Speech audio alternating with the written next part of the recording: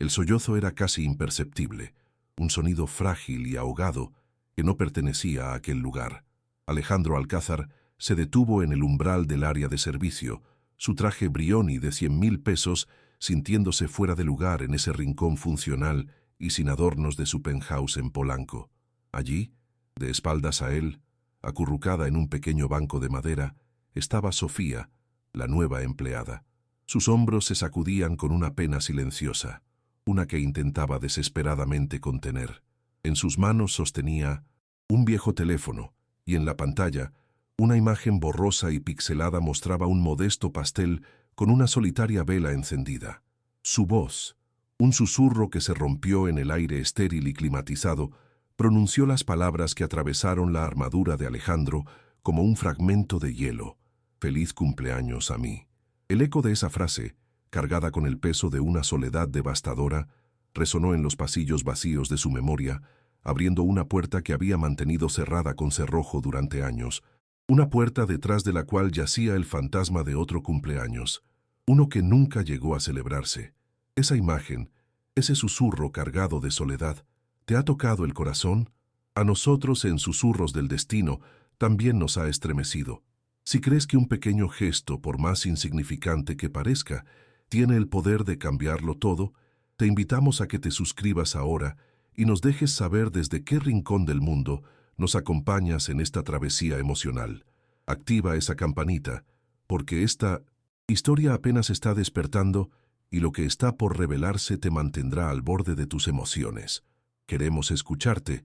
Comenta abajo si alguna vez te has sentido completamente invisible en un día que se suponía era especial. Ahora, regresemos a ese silencio tenso y expectante del penthouse, donde un alma rota acaba de encontrar, sin saberlo, el eco perdido de otra que sufría en la misma oscuridad. Por un instante que se sintió eterno, Alejandro quedó completamente paralizado. El mundo a su alrededor, la Ciudad de México parpadeando a través de los ventanales, el zumbido de la tecnología de punta, todo se desvaneció. En su mente, la imagen de Sofía fue reemplazada por la de su propia hija, Valentina, con su vestido de volantes y su sonrisa llena de dientes de leche, esperando un pastel que nunca llegó. La culpa, ese monstruo familiar que dormitaba en su pecho, despertó con una violencia inusitada. La soledad de Sofía no era solo la de ella, era un reflejo de su propio abismo, del vacío que el dinero no podía llenar. Sintió un impulso primitivo, una necesidad casi dolorosa de actuar, de reparar esa pequeña injusticia universal. Era una sensación extraña, un calor que no había experimentado en años, y lo asustaba tanto como lo atraía. Se quedó allí, inmóvil, un titán de las finanzas reducido a un hombre que no sabía cómo dar el siguiente paso, atrapado entre los fantasmas de un pasado irreparable y el inesperado dolor de una desconocida. Alejandro Alcázar era un hombre construido sobre cimientos de lógica y acero. Su conglomerado tecnológico, valuado en miles de millones de pesos, era un testimonio de su mente brillante y su despiadada disciplina. Vivía como operaba sus negocios, con una precisión milimétrica y una total ausencia de sentimentalismo. Su penthouse no era un hogar, sino una sede corporativa para un solo ocupante, un mausoleo de mármol blanco y cristal donde cada objeto de diseño tenía un propósito y cada segundo estaba rígidamente programado. Esta obsesión por el control era su única defensa contra el caos que 8 años atrás había destruido su mundo en un instante. Sus trajes italianos eran una armadura y sus ojos grises, a menudo elogiados en las portadas de revistas de negocios, no veían personas, sino activos y pasivos. Era el rey de un imperio silencioso, un hombre que lo tenía todo, excepto la capacidad de sentir algo por ello, atormentado por el eco de risas infantiles que el dinero y el poder jamás podrían devolverle. En el vino, otro extremo de ese universo de opulencia calculada, se encontraba Sofía. Su vida había transcurrido bajo el sol cálido de Oaxaca, entre los colores vibrantes del mercado y el olor a tierra mojada. Había llegado a la Ciudad de México no por ambición, sino por devoción. Cada peso que ganaba, cada hora que pasaba puliendo superficies que valían más que la casa de su infancia, Era una transfusión de esperanza para su abuela, la única familia que le quedaba. Esa mujer, cuyas manos le habían enseñado a trenzar el cabello y a cocinar mole, ahora luchaba contra un mal que le robaba los recuerdos. El uniforme impecable que Sofía vestía era un disfraz, una piel temporal que ocultaba la feroz guerrera que llevaba dentro. Se movía por las habitaciones de Alejandro como un espíritu silencioso. Su humilde presencia era un recordatorio constante de la vida real, del amor y el sacrificio, un contraste brutal con la riqueza estéril que la rodeaba por todas partes. El trauma de Alejandro era una herida que supuraba en la oscuridad de su mente cada noche. No era solo el recuerdo del accidente, sino los detalles sensoriales que lo acompañaban, una tortura cinematográfica que se repetía en un bucle infinito. El chirrido de los neumáticos sobre el asfalto mojado de la carretera a Cuernavaca, el olor acre a gasolina mezclado con el perfume de su esposa, Amelia, y la imagen más insoportable de todas, el pequeño oso de peluche de Valentina, regalo de su cuarto cumpleaños, tirado en la cuneta, manchado de lodo y olvido. Todo había sucedido porque él insistió en tomar una llamada de negocios, un trato de fusión que no podía esperar. Esa llamada de 20 minutos le había costado su universo entero. Desde entonces, se convenció a sí mismo de que su ambición era una enfermedad, una fuerza destructiva que había aniquilado a su familia. La frialdad y el desapego no eran su naturaleza, sino su penitencia autoimpuesta, el castigo diario por un pecado que creía imperdonable. La herida de Sofía, aunque menos violenta, era igualmente profunda. El peso sobre sus jóvenes hombros era el de una vida entera, la de su abuela. Cada llamada a casa era una mezcla de alegría y terror. Escuchar la voz de su abuela, a veces lúcida y llena de amor, y otras, confundida y asustada, era como caminar por una cuerda floja emocional. La medicina era cara, los doctores en Oaxaca eran limitados, y el tiempo era un enemigo implacable que le robaba a la mujer que la había criado. Se sentía atrapada en una jaula dorada, rodeada de un lujo inimaginable, mientras la persona que más amaba se desvanecía a cientos de kilómetros de distancia. La soledad de su cumpleaños no era solo la ausencia de una fiesta o de amigos, era el agudo recordatorio de su impotencia, la duda paralizante de si su sacrificio sería suficiente. Se preguntaba en la oscuridad si estaba comprando tiempo o simplemente prolongando una despedida inevitable, una pregunta que la dejaba sin aliento y con el corazón hecho un nudo. Alejandro se retiró a su estudio, su santuario de lógica y control, pero la imagen de Sofía llorando lo persiguió, proyectándose sobre sus múltiples monitores de datos bursátiles. Por primera vez en casi una década, un impulso irracional se apoderó de él, una necesidad tan visceral que silenció a la voz de la razón que gobernaba su vida. No sabía qué hacer. Las palabras de consuelo eran un idioma extranjero para él, y un gesto físico de empatía era impensable, así que recurrió a la única herramienta que dominaba a la perfección, sus recursos ilimitados. Cogió su teléfono y con dedos que temblaban ligeramente, buscó el número de la pastelería más exclusiva de la ciudad. Su voz, al otro lado de la línea, sonó extraña, casi ajena a sí mismo. No pidió un pastel grande ni ostentoso, sino algo pequeño, delicado, casi un secreto. Fue una transacción torpe y breve, pero para Alejandro fue como mover una montaña, un acto de rebelión contra el gélido luto que se había autoimpuesto. Una hora más tarde, el timbre del elevador de servicio rompió el silencio del penthouse. Un repartidor entregó una caja blanca inmaculada, atada con una cinta de seda gris. Alejandro la tomó, sintiendo el peso insignificante del objeto como si fuera una carga monumental. La colocó en la isla de granito de la cocina, un objeto cálido y vivo en medio de un quirófano de acero inoxidable. Quería dejar una nota, pero las palabras se negaban a formarse. ¿Feliz cumpleaños? La frase era veneno en sus labios, un eco de la fiesta que su hija Valentina nunca tuvo. Después de varios intentos frustrados, tomó un bloc de notas con el membrete de su empresa y escribió 3 palabras secas, casi impersonales. Para celebrar. No firmó. Dejó la nota junto a la caja y se retiró a la oscuridad de su habitación, con el corazón martilleándole en el pecho, sintiéndose extrañamente expuesto, aterrorizado y, por un breve instante, casi humano. Cuando Sofía entró en la cocina para su ronda de limpieza nocturna, se detuvo en seco. La caja blanca era una aparición, un objeto de otro mundo en el espacio funcional y predecible de su trabajo. Al principio pensó que era un error, una entrega para el señor Alcázar que se había dejado allí por descuido, pero entonces vio la nota, la caligrafía fuerte y angular sobre el papel corporativo. Para celebrar. Su mente no podía procesarlo. ¿Celebrar qué? ¿Quién? La idea de que fuera para ella era tan absurda, tan fuera de la órbita de su realidad, que la descartó de inmediato. Sin embargo, la curiosidad la venció. Con dedos temblorosos levantó la tapa. Dentro, un pequeño pastel de chocolate y frambuesa, una obra de arte en miniatura. La miraba.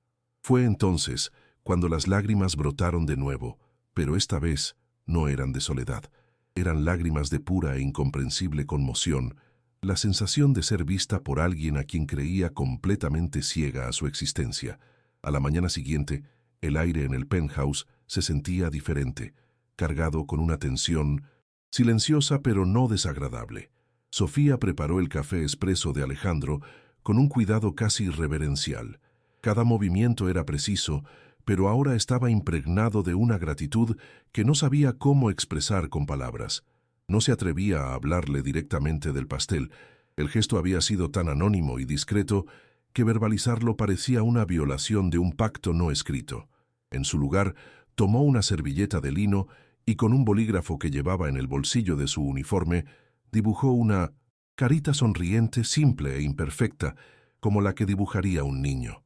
Dobló la servilleta y la colocó junto a la taza humeante.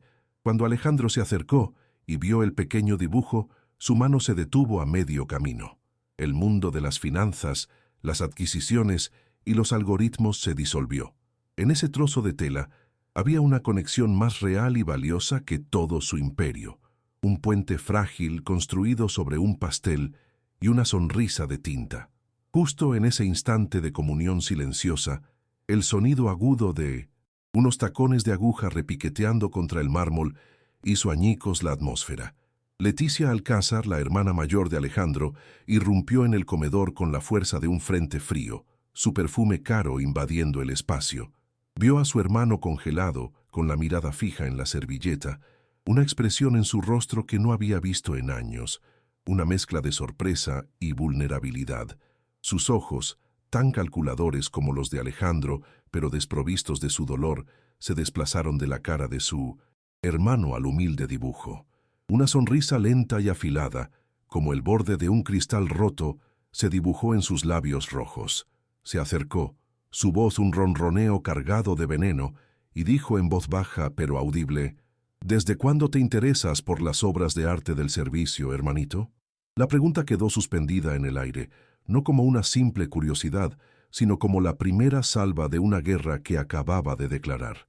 Leticia Alcázar era la otra cara de la moneda del imperio, mientras Alejandro era el arquitecto, el genio visionario encerrado en su torre. Ella era la operadora en tierra, la ejecutora implacable que se aseguraba de que la maquinaria siguiera funcionando sin contratiempos. Su posición, su influencia y su exorbitante estilo de vida dependían directamente del estado emocional de su hermano. Un Alejandro frío, enfocado y predecible, era un Alejandro rentable. Durante 8 años, su luto había sido, para ella, una garantía de estabilidad. Por eso, el infantil dibujo en la servilleta no fue un gesto tierno a sus ojos. Fue una alarma de incendio, una grieta en la armadura que amenazaba con inundar y destruir el orden que tanto le había costado mantener. Veía en esa simple carita sonriente no una muestra de gratitud, sino el síntoma de una peligrosa enfermedad llamada humanidad, una que no podía permitir que contagiara a su hermano y, por extensión, a sus intereses. Con una dulzura artificial que le heló la sangre a Alejandro, Leticia comenzó su interrogatorio. Dejó caer el tema de la servilleta y, con un aire de falsa preocupación fraternal, empezó a indagar sobre la nueva empleada. Preguntó de dónde venía, quién la había recomendado, si era de confianza. Cada pregunta era una gota de veneno. Le recordó sutilmente a Alejandro la importancia de mantener las distancias, de no involucrarse con el personal. Mencionó lo costosas que podían ser las distracciones, como un pequeño descuido podía llevar a consecuencias catastróficas, una estocada verbal diseñada para hurgar en la herida abierta de su culpa por el accidente de su familia. No estaba protegiendo a su hermano, estaba recordándole su dolor, reforzando los barrotes de la prisión emocional en la que él mismo se había encerrado. Todo para asegurarse de que ninguna luz exterior pudiera colarse y darle ideas peligrosas, como la de volver a sentir. La reacción de Alejandro fue instantánea y brutal. El frágil capullo de calidez que había comenzado a sentir se congeló y se hizo añicos. Se volvió hacia su hermana con la misma frialdad que reservaba para sus adversarios en la sala de juntas. Le espetó que era un asunto trivial, que no era de su incumbencia y que dejara de ver conspiraciones donde no las había. Su tono era cortante, diseñado para poner fin a la conversación, pero la negación fue tan vehemente que logró el efecto contrario. Leticia vio el pánico en sus ojos, la forma en que su mandíbula se tensó al defender un gesto tan insignificante. Su sospecha se convirtió en certeza. Algo había cambiado en su hermano. La empleada no era solo una empleada, era una influencia. La breve y tensa conversación dejó a Alejandro lleno de una rabia sorda, furioso con Leticia por profanar ese pequeño momento de paz y aún más furioso consigo mismo por haber permitido que esa vulnerabilidad saliera a la superficie. Esa misma tarde, mientras observaba la ciudad desde la oficina de su hermano, Leticia tomó una decisión. Sofía no era una persona con una historia o sentimientos, era un problema, una variable inestable que debía ser neutralizada antes de que pudiera causar daños reales. Estaban en medio de las negociaciones para adquirir una empresa de tecnología alemana, un acuerdo de miles de millones de pesos que requería la concentración absoluta de Alejandro. Una distracción emocional en ese momento podría costarles el trato. Por lo tanto, la eliminación de Sofía no era un acto de malicia personal, sino, en su retorcida lógica empresarial, una medida preventiva necesaria. Comenzó a observarla con una atención clínica y depredadora. Analizaba sus horarios, sus hábitos, la forma en que limpiaba, buscando cualquier fallo, cualquier desliz que pudiera usar como munición para justificar un despido fulminante. La cacería había comenzado. Tras un día de fría observación, Leticia desechó la idea de encontrar un error profesional. La chica era meticulosa, casi perfecta en su trabajo. Eso la obligó a elegir una estrategia más sucia, pero infinitamente más efectiva: la calumnia. Un despido por bajo rendimiento podía ser cuestionado, pero una acusación de robo era una sentencia de muerte social y profesional para alguien en la posición de Sofía. Era un plan cruel y definitivo. El arma elegida fue un brazalete de diamantes que le había regalado un pretendiente europeo años atrás. Era una pieza llamativa, casi vulgar en su opulencia, un objeto que ella jamás usaba, pero cuyo valor era innegable y fácil de demostrar. Sería su palabra, la de una alcázar, contra la de una empleada recién llegada de un pueblo de Oaxaca. El resultado del enfrentamiento era una conclusión inevitable. El plan era perfecto en su simplicidad y en su brutalidad. La ejecución de su plan fue metódica y paciente. Al día siguiente, durante el almuerzo con Alejandro, mencionó de pasada, entre un bocado de ensalada y un sorbo de vino blanco, que no encontraba su brazalete. Lo dijo con un tono de leve fastidio, no de pánico. Qué extraña es la memoria. Juraría que lo dejé en el joyero de la habitación de invitados, pero no está. Seguramente lo dejé en la caja fuerte de la oficina. Repitió una variación de esta queja durante los 2 días siguientes, cada vez con un poco más de preocupación. Estaba tejiendo una red invisible, sembrando la idea de una pérdida en la mente de Alejandro, preparando el terreno para que, cuando llegara el momento de la acusación, no pareciera un ataque repentino, sino la conclusión lógica de una búsqueda frustrante. Era una maestra de la manipulación, construyendo el escenario del crimen mucho antes de que la víctima supiera que estaba en peligro. Mientras tanto, Sofía se movía por la casa ajena a la tormenta que se cernía sobre ella. El recuerdo del pastel de cumpleaños seguía siendo un pequeño sol privado que calentaba su pecho en los momentos de soledad. Había notado la presencia de Leticia, una energía fría y cortante que parecía absorber el calor de cualquier habitación en la que entraba, pero lo atribuía simplemente al carácter de los ricos y poderosos. Se esforzaba por ser aún más eficiente, más invisible, para no molestar a la hermana de su jefe. Le ofrecía café con una sonrisa tímida, mantenía su habitación impecable, completamente inconsciente de que cada uno de sus movimientos era analizado a través de una lente de odio y cálculo. Su inocencia era el lienzo perfecto sobre el cual Leticia pintaría su obra maestra de engaño, un contraste que hacía la inminente traición aún más perversa. El momento llegó un jueves por la tarde. Leticia esperó con la paciencia de un depredador. Vio a Sofía salir a la inmensa terraza para limpiar los ventanales, una tarea que le llevaría al menos media hora. El corazón no le latía más rápido, su pulso era firme. Se deslizó por el pasillo de servicio hasta la habitación de Sofía, un espacio pequeño y austero que olía a jabón y a nostalgia. Con la eficiencia de un ladrón profesional, abrió el armario y encontró la modesta bolsa de tela donde Sofía guardaba sus pertenencias más preciadas. Dentro había apenas unos billetes, una credencial con su foto y una pequeña imagen gastada de una anciana sonriente. Sin el menor atisbo de duda o remordimiento, Leticia dejó caer el brazalete de diamantes.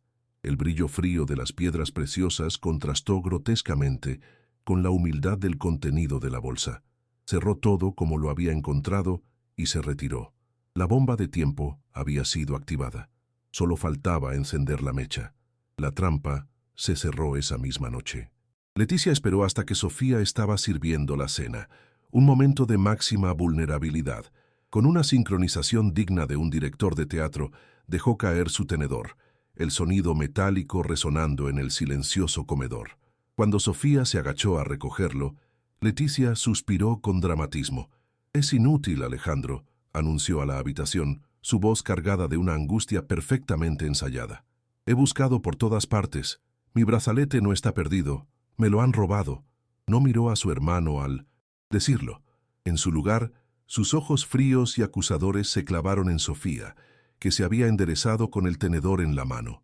La acusación no fue pronunciada. Fue inyectada en el aire, un veneno invisible que paralizó instantáneamente a su víctima.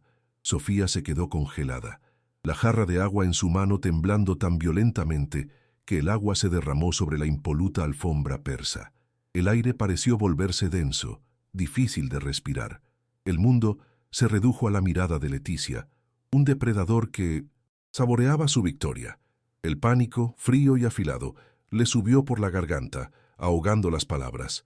Yo no, balbuceó, su voz apenas un hilo de sonido. Buscó con desesperación el rostro de Alejandro, esperando encontrar allí la defensa que no podía articular, un ancla en esa repentina y violenta tormenta. Pero lo que encontró fue un muro. Su rostro era una máscara de conflicto indescifrable, sus ojos grises, una tormenta de dudas. No había ni confianza ni condena, solo un vacío aterrador que la dejó completamente sola. Leticia aprovechó el silencio de su hermano para asestar el siguiente golpe. Con un tono de falsa reticencia, como si la idea le doliera, continuó su actuación. «Mira, odio pensar mal, pero la realidad es que la única persona nueva en esta casa, la única con acceso a todas las habitaciones, eres tú, Sofía». Se volvió hacia Alejandro. «Solo para estar seguros, para descartar cualquier posibilidad, deberíamos revisar sus cosas.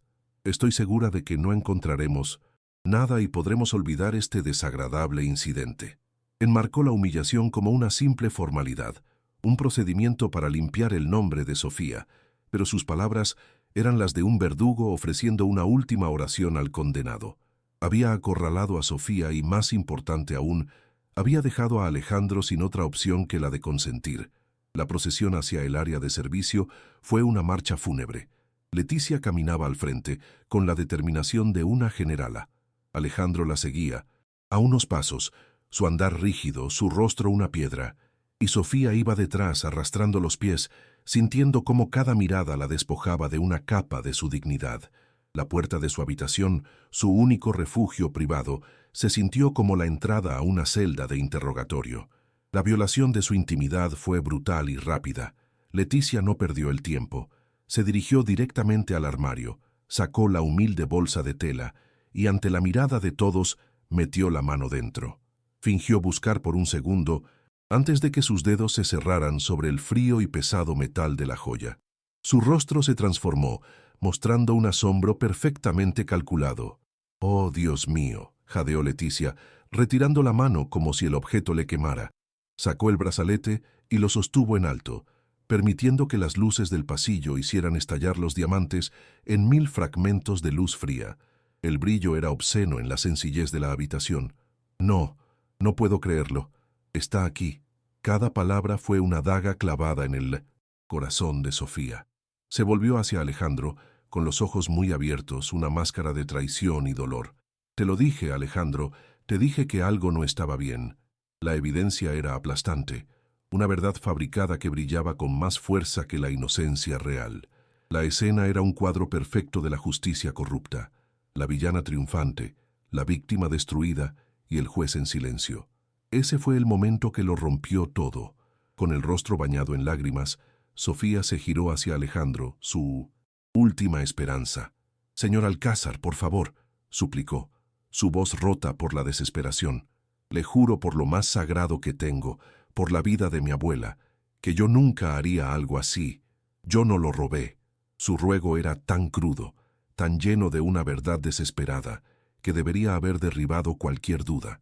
Pero Alejandro estaba atrapado en su propia telaraña. La lógica fría del empresario veía la prueba irrefutable. El recuerdo de la advertencia de su hermana resonaba en sus oídos. El miedo a ser engañado, a ser vulnerable, luchó contra el instinto de creerle y ganó. Bajó la mirada y no dijo nada. Ese silencio fue más atronador que cualquier grito, una traición absoluta que le confirmó a Sofía que en ese mundo ella no tenía a nadie. El silencio de Alejandro fue el golpe de gracia. La última brizna de fuerza que le quedaba a Sofía se desvaneció, reemplazada por un vacío helado. La humillación era total. Ya no se trataba del robo, se trataba de la aniquilación de su espíritu. El hombre, que le había mostrado un atisbo de humanidad, que la había hecho sentirse vista, ahora la condenaba con su pasividad. Su bondad había sido una ilusión, una migaja ofrecida por caridad. Con una calma aterradora que nace de la desesperación más profunda, se secó las lágrimas con el dorso de la mano. Su voz, cuando finalmente habló, era hueca, sin vida. «No puedo seguir trabajando aquí», dijo, no como una renuncia, sino como una constatación. Se dio la vuelta. Su único deseo era huir, desaparecer, de esa casa que se había convertido en una cámara de tortura. Pero Leticia no había terminado. Su crueldad exigía una aniquilación total.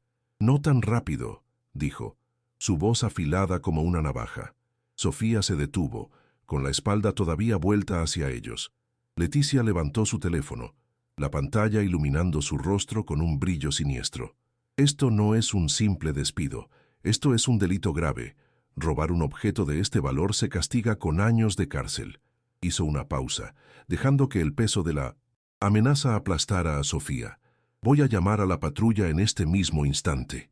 La palabra policía resonó en el pequeño cuarto como una sentencia de muerte. Sofía se quedó petrificada. El miedo la paralizó por completo. Estaba atrapada, suspendida entre una mentira devastadora y la amenaza muy real de perder su libertad. En ese instante, todo estaba verdaderamente perdido. La palabra policía cortó el aire y sacudió a Alejandro de su estupor. Una cosa era la crueldad corporativa, un despido fulminante basado en una sospecha. Eso era parte de su mundo. Pero involucrar a las autoridades, manchar permanentemente la vida de una joven por un objeto material, por muy valioso que fuera, cruzaba una línea. Vio el terror puro en la postura de Sofía, y por primera vez la expresión triunfante de su hermana le pareció grotesca. «Basta, Leticia», ordenó, su voz baja y peligrosa, el tono que usaba para terminar negociaciones. No llamarás a nadie. Se acercó a la caja fuerte de su estudio, sacó un fajo de billetes de 500 pesos y se lo entregó a Sofía sin mirarla a los ojos. Esto es tu finiquito. Vete ahora. Recoge tus cosas y desaparece antes de que cambie de opinión. Fue un acto de destierro, pero también, en su forma torpe y cobarde, un rescate. Sofía tomó el dinero con manos entumecidas. El papel se sentía irreal, un insulto final a su integridad. No dijo gracias, no dijo nada.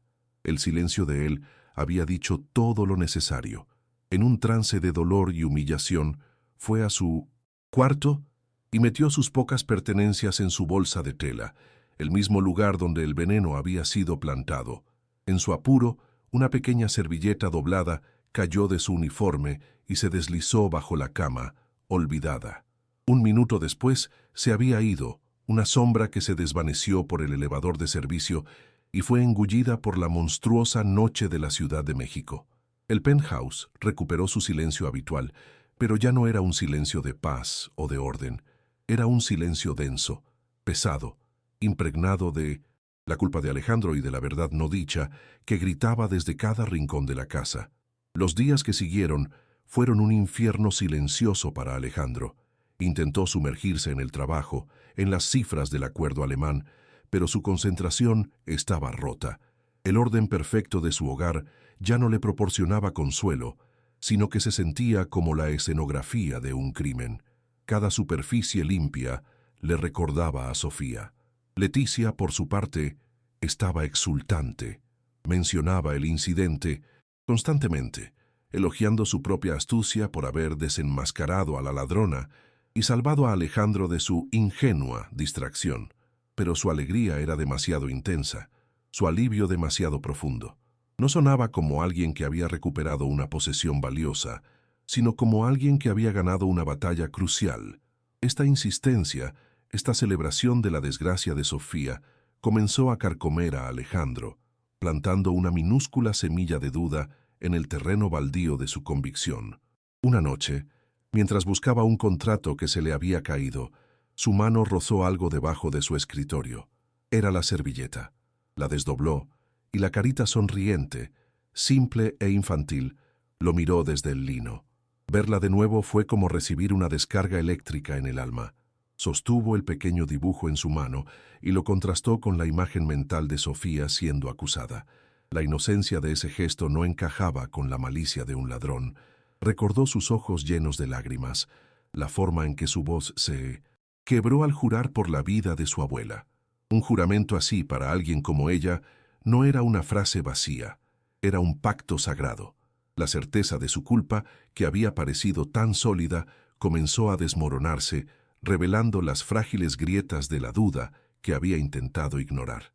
Mientras miraba fijamente el dibujo, un recuerdo lo asaltó con la fuerza de un fantasma.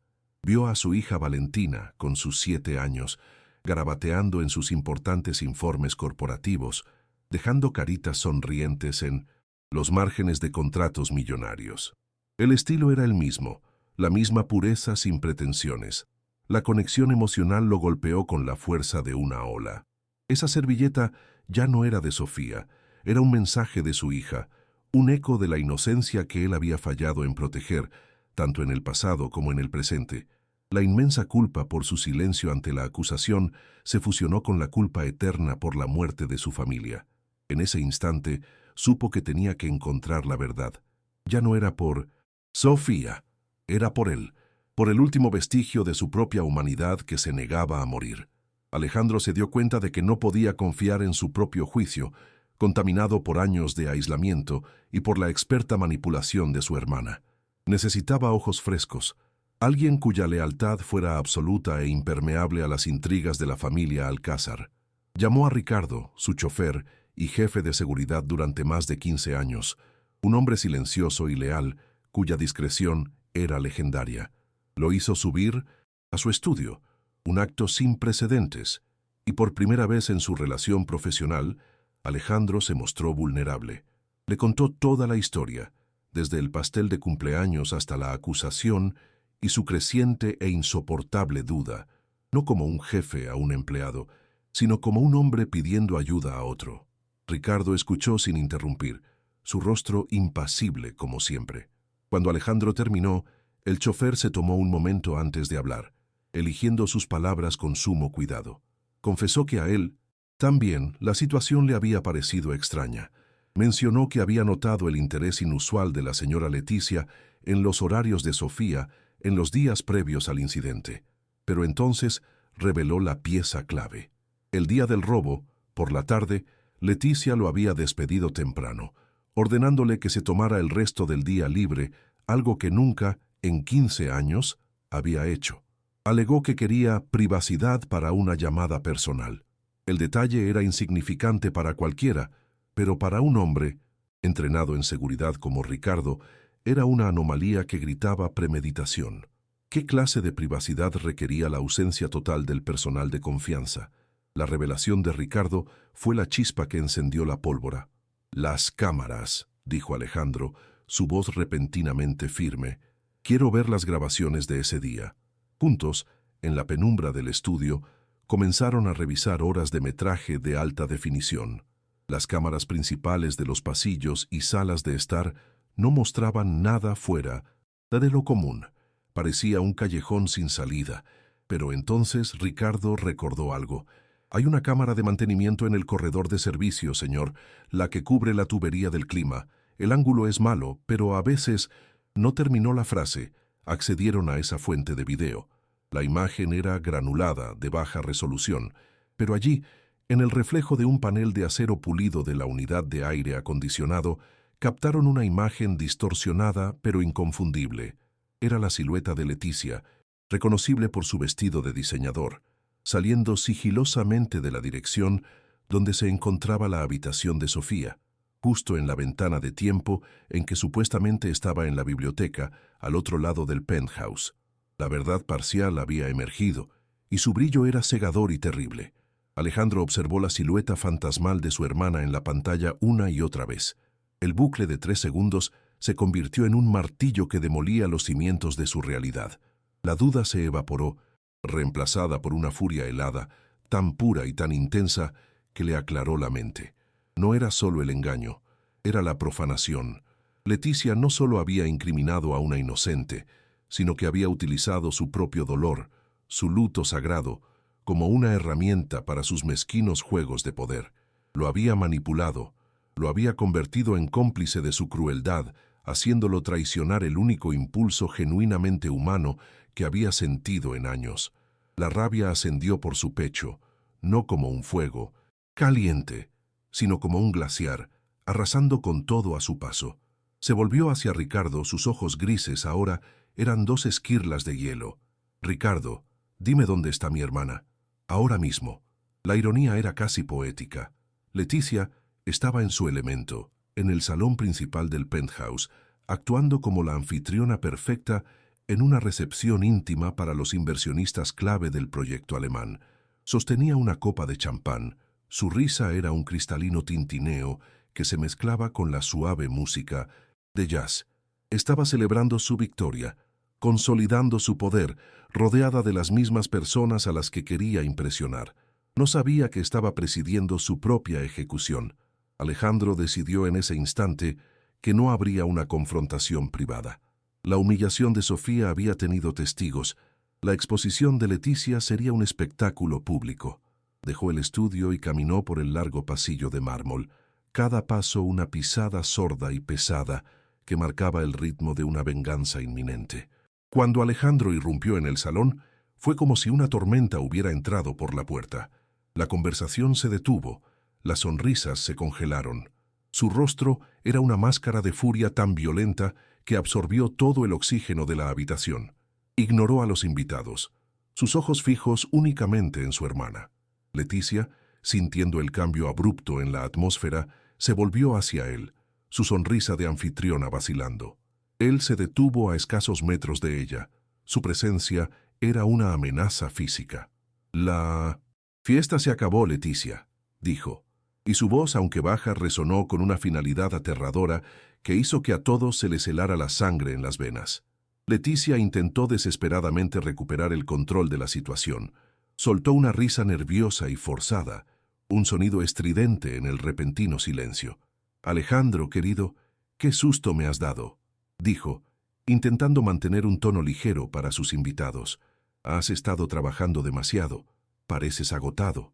Dio un paso adelante para tomar su brazo, para guiarlo a un lado y neutralizar la escena en privado. Pero él se apartó de su contacto como si su mano estuviera al rojo vivo. El rechazo fue tan brusco, tan violento, que ella retrocedió un paso, su compostura finalmente resquebrajándose. Vio en sus ojos no solo ira, sino un desprecio absoluto, y en ese momento supo que había perdido el control de la situación de forma irreparable. «Quiero que me expliques qué es esto», continuó Alejandro, su voz ahora subiendo de volumen para que cada persona en la sala fuera un testigo. Hizo un gesto casi imperceptible a Ricardo, que esperaba junto a la entrada. Con una eficiencia silenciosa, el chofer levantó una tableta y con un solo toque, la imagen del televisor de 80 pulgadas que mostraba una obra de arte digital cambió. La granulada y fantasmal grabación de la cámara de seguridad llenó la pantalla. La inconfundible silueta de Leticia, saliendo del pasillo de servicio, un espectro culpable proyectado para que todos lo vieran. La evidencia no fue susurrada, fue gritada en alta definición en medio de una fiesta de lujo. Un jadeo colectivo recorrió la sala. Los rostros de los inversionistas se volvieron de la pantalla a Leticia, una y otra vez, como si vieran un partido de tenis mortal. El color desapareció del rostro de Leticia, dejándola con una palidez cerúlea. Su máscara de arrogancia y sofisticación se desintegró, revelando el pánico crudo que había debajo. Eso no es nada», tartamudeó, su voz un octavo más, alta de lo normal. «Estaba buscando algo. Es un malentendido. Ese video no prueba absolutamente nada». Pero el temblor en sus manos, la forma en que su mirada saltaba de un lado a otro buscando una vía de escape, era una confesión más elocuente que cualquier palabra. La negación de Leticia fue la chispa que provocó la explosión final de Alejandro. La represa de dolor que había contenido durante 8 largos años finalmente se rompió. «Un brazalete», gritó, y su voz se quebró con una emoción tan cruda que hizo que varios invitados retrocedieran físicamente. «Destruiste la vida de una chica inocente por un maldito brazalete sin valor», señaló a la pantalla con un dedo tembloroso, como si estuviera acusando a la imagen misma. «Esa joven a la que humillaste frente a mí, a la que llamaste ladrona con tanta convicción, ¿sabes lo que realmente era? Era una huérfana que lloraba sola en su cumpleaños. Lo único que quería era un maldito pastel». Las lágrimas, que había mantenido a raya durante casi una década, finalmente brotaron de sus ojos calientes y amargas. Su cuerpo se sacudió con un sollozo que era casi un aullido de agonía. Y entonces gritó la verdad que lo había estado envenenando desde dentro, la confesión que nunca se había atrevido a hacer en voz alta. «Un cumpleaños feliz», rugió, su voz desgarrada por el dolor. «Algo que mi hija nunca volverá a tener por mi culpa. Nunca más». El grito llenó el penthouse, un sonido primordial de duelo y culpa que silenció la ciudad a sus pies. Ya no era un CEO ni un millonario, era solo un padre roto, confesando su pecado capital ante un público horrorizado, despojándose de su armadura y revelando la herida purulenta que Leticia había hurgado con tanto placer. Después de la explosión, un silencio sepulcral cayó sobre la sala. Alejandro se enderezó, las lágrimas aún marcando su rostro, pero sus ojos ahora estaban llenos de una calma fría y definitiva. Miró a Leticia, pero ya no veía a su hermana. Veía a una extraña, una enemiga. Su voz cuando habló era tranquila, pero cada palabra era una sentencia. «Estás fuera», dijo, con una finalidad absoluta. «Fuera de la empresa, fuera de esta casa y fuera de mi vida. No quiero volver a verte nunca más». Luego se volvió hacia sus atónitos invitados, su compostura de CEO regresando parcialmente. «Damas y caballeros, les pido disculpas por la interrupción. Parece que la vicepresidencia ejecutiva de Alcázar Corp acaba de quedar vacante». Se dio la vuelta y le dio la espalda a Leticia, dejándola sola y expuesta en el centro de la habitación. Sus sueños de poder convertidos en cenizas ante los mismos ojos que buscaba impresionar. A la mañana siguiente, el penthouse era un mausoleo silencioso. Los restos de la fiesta habían sido limpiados y con ellos todo rastro de Leticia. Había desaparecido durante la noche, dejando atrás solo el eco de su propia ruina.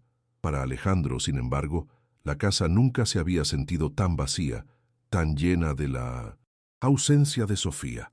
Su expulsión de Leticia no había sido el final, sino el principio. Una única obsesión se apoderó de su mente: encontrarla. Puso a Ricardo al mando de una búsqueda a nivel nacional, movilizando a los mejores investigadores privados del país, los mismos que usaba para investigar empresas rivales. Era una tarea casi imposible. Solo tenían un nombre, Sofía, y un estado, Oaxaca. Durante semanas, sus vastos recursos se estrellaron contra un muro de silencio, pero Alejandro no se rindió.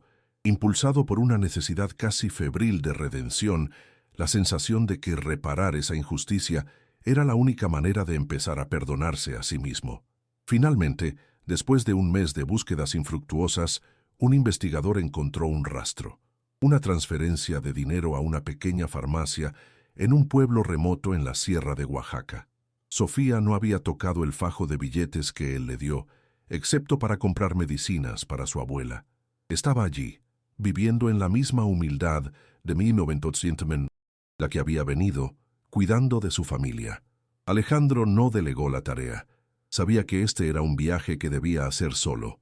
Tomó su jet privado a la capital de Oaxaca y luego condujo durante horas por caminos de tierra sin pavimentar, el lujoso sedán europeo levantando nubes de polvo rojo. Cada kilómetro que lo alejaba de la jungla de asfalto de la Ciudad de México se sentía como un paso más cerca de su propia humanidad perdida. La encontró en la plaza del pueblo, un lugar vibrante lleno de los colores de las bugambilias y los olores de la comida local. Su traje, ahora arrugado y cubierto de una fina capa de polvo, lo hacía parecer un extraterrestre en ese entorno. Sofía lo vio y su cuerpo se tensó. En sus ojos había sorpresa, dolor residual, pero ni una pizca de odio. Él se acercó a ella, sin la arrogancia del CEO, sino con la vacilación de un penitente. No hubo excusas ni justificaciones. Las palabras que salieron de su boca fueron las más difíciles y las más importantes de su vida. Sofía, lo siento. La disculpa fue profunda, sincera, un reconocimiento de su propia cobardía. Le contó que había organizado el traslado de su abuela a la mejor clínica de neurología de Oaxaca, con todos los gastos cubiertos de por vida. Le pidió perdón, no para que él pudiera sentirse mejor, sino porque ella merecía escucharlo. Pero su viaje no era solo para disculparse, le explicó, con una vulnerabilidad que la desarmó, cómo ella, con su silenciosa dignidad, había destrozado su mundo de cristal y lo había obligado a despertar. Le habló de Valentina por primera vez, con alguien que no fuera un terapeuta. Le confesó que, en honor a la memoria de su hija, iba a vender sus posesiones más frívolas, el yate, el penthouse, los coches de colección, para crear algo significativo. Iba a establecer la Fundación Alcázar, una organización dedicada a dar hogar, educación y oportunidades a jóvenes huérfanos de todo el país. Y entonces la miró a los ojos y le dijo que no podía imaginar a nadie con más integridad, fortaleza y compasión para ayudarlo a dirigirla. No le ofreció un trabajo, le ofreció una sociedad, el puesto de codirectora, para construir juntos un legado que surgiera de las cenizas de su dolor compartido. Con lágrimas en los ojos, Sofía aceptó. No vio al millonario arrogante que la había traicionado, sino a un hombre roto que intentaba desesperadamente reconstruirse en algo mejor. El final de su historia no fue un romance de cuento de hadas, sino algo mucho más profundo y real, la formación de una nueva familia forjada en el respeto mutuo y un propósito compartido. Alejandro encontró la redención no olvidando su pasado, sino dándole un nuevo significado a través de la acción. Sofía, lejos de ser una víctima, se convirtió en una líder, su resiliencia ahora una fuente de inspiración para cientos de niños. Juntos, en el corazón de Oaxaca, comenzaron a transformar su sufrimiento individual en una fuerza colectiva de cambio, demostrando que la verdadera riqueza no reside en lo que se acumula, sino en la capacidad de reconstruir vidas, empezando por la propia. Nadie imaginó que aquella humilde empleada cambiaría sus vidas para siempre. Si esta historia de redención y segundas oportunidades ha resonado en tu corazón, déjanos saberlo con un like que celebre la bondad que aún existe en el mundo. Nos encantaría leerte en los comentarios. ¿Crees que el verdadero perdón tiene el poder de transformar por completo la vida de una persona? ¿Alguna vez has sido testigo de cómo un pequeño acto de empatía ha cambiado el destino de alguien para siempre? Tu opinión es lo que da vida a este canal. Si quieres seguir emocionándote con relatos que devuelven la fe en la humanidad, suscríbete ahora a Susurros del Destino y activa la campanita. No te pierdas ni un solo susurro de esperanza, porque a veces las heridas más profundas no se curan con dinero, sino con el valor de decir «lo siento» y la valentía de construir un futuro mejor.